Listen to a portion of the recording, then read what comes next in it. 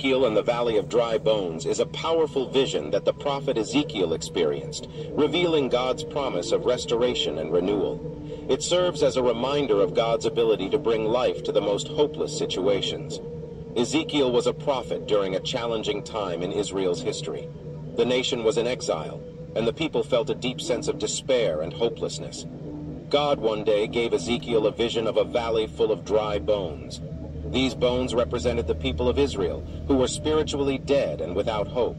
As Ezekiel stood in the midst of the valley, God asked him, "Son of man, can these bones live?" Ezekiel responded, "Sovereign Lord, you alone know." Then God commanded Ezekiel to prophesy to the bones, saying, "Dry bones, hear the word of the Lord. This is what the Sovereign Lord says to these bones. I will make breath enter you, and you will come to life." As Ezekiel spoke the words of God, a miraculous transformation occurred. The bones came together, bone to bone, and sinews and flesh covered them. However, they were still lifeless.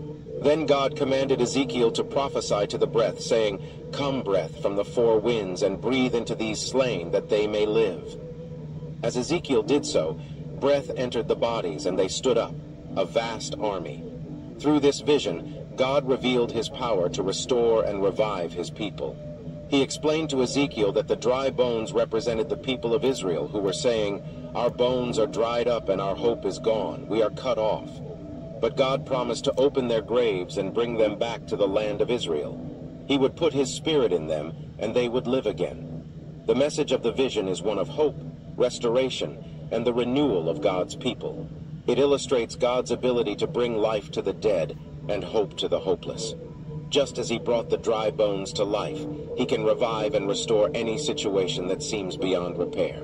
This is the end of this episode. Follow for